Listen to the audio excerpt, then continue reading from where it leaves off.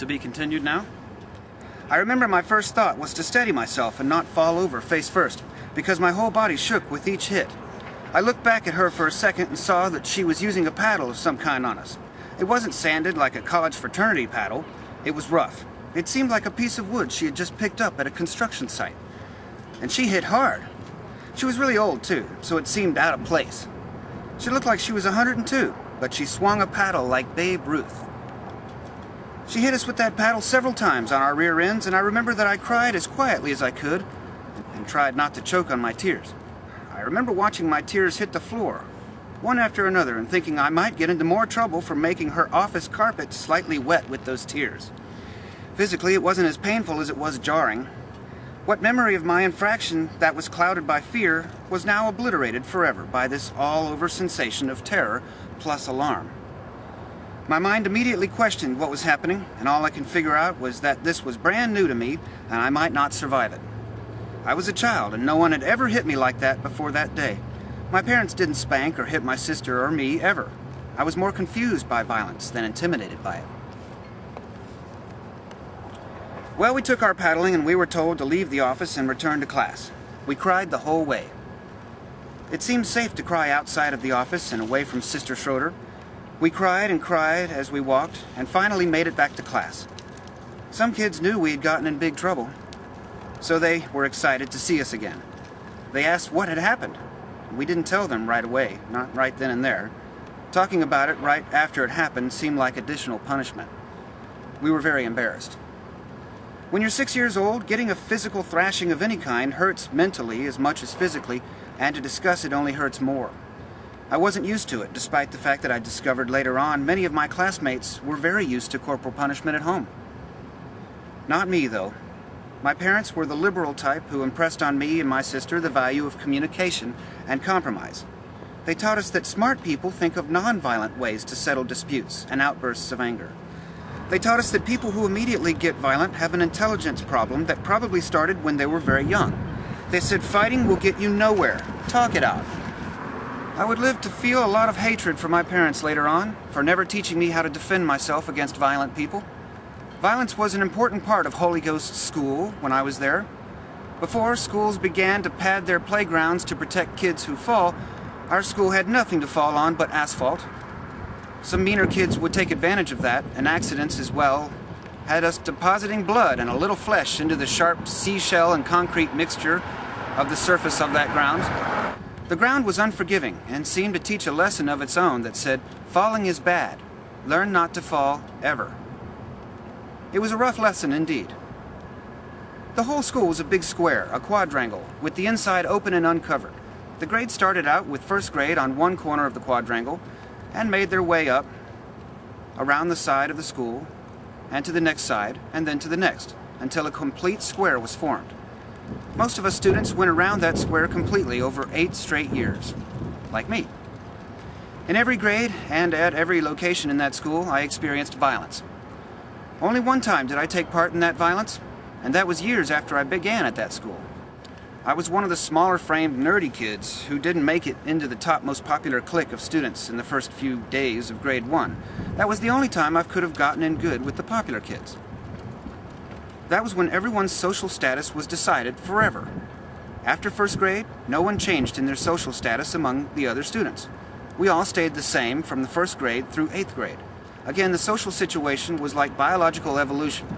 What change took place was so slow that we never noticed it, and essentially never experienced it. We were the same for 8 years. Those students who joined our class along the way also had to establish themselves as soon as they entered the school, whichever grade they started in. So in grade 1, I met most of the students I would be graduating with. Jimmy was a cut-up and not very smart. He seemed to always want to impress other teachers. He was hyper and obnoxious, but what was really annoying was that he was so religious. He ended up pushing religion on all of us over the years as a sort of a hobby. In a school where religion was shoved down our throats ad nauseum, Jimmy let us know that religion can easily be taken too far. He taught us that there are people who carry religion like a gun, and you better bring some body armor. This was also very new to me, so I didn't avoid Jimmy right away. It was nice just to have someone to talk to. He wasn't arrogant, so we talked. But for that, I was placed into Jimmy's clique forever, and there was no way for me to get away from it. He latched onto me just for not being mean to him, and I regretted it from day one. He kept me unpopular the entire 8 years there. We weren't actually friends in the first few grades. We didn't know we needed friends back then. Slowly, as the grades and years wore on, it became obvious that at least at this school, we'd have to be tough and eventually fend for ourselves. That's one big problem about being in the least popular group. Everyone wants out and up the ladder so bad that they'll do whatever kind of damage to a friendship down below that they have to get up a few rungs. It was impossible to establish deep friendships one-on-one and then forget about an alliance of friends in a group. We were thrust into our positions, and for the next 8 years, none of us moved socially. In the 1970s, Holy Ghost looked much like it does today. Inside the quadrangle, there was no field of grass. Our football field was outside the quadrangle, across the parking lot. Inside the quadrangle, the ground was the same type of ground that comprised the parking lot. Rough asphalt.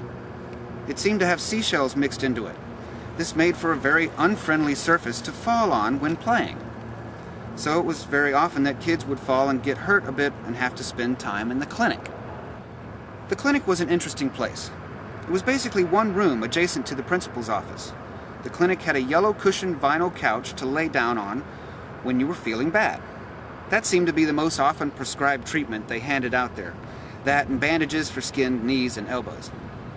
In the mornings, we were very active, playing and running in the quadrangle. We weren't allowed to leave the quadrangle because outside of that was the driveway, the parking lot, and eventually the street. It was in Bel Air, and still is a busy part of that little city. Bel Air, Texas, in the middle of southwest Houston.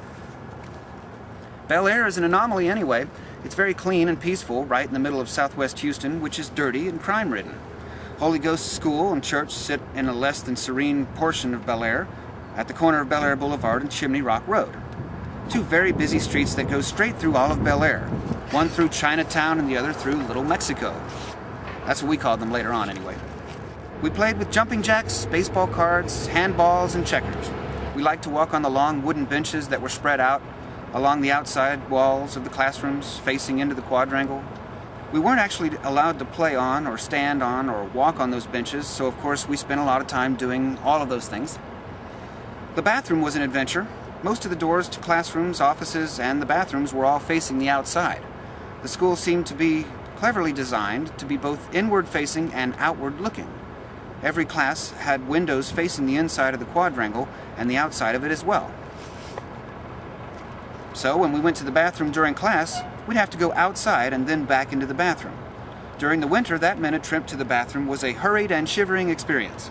Sometimes there would be a thunderstorm, so we'd have to take an umbrella to the bathroom too. The one thing that stood out about the bathroom designated for the first 3 grades was how filthy it always was. The janitor at the time was very old, very slow, and not very helpful. And one got the feeling that the reason they designed the bathroom to be almost outside of the entire building was so that the stench could easily flow outside. It bothered me to use it, so I rarely did. They kept it dark in that bathroom too. I assume because electricity costs money, so it was dark, dirty, smelly, and easy to find from the outside. The door was often propped wide open to ventilate, I assume. Sometimes the door was broken too, oddly enough, but it always struck me as bad that the school would allow that for so long. Holding it in can be a really big chore when you don't want to go to the only bathroom you're allowed to go to, and you're a little kid.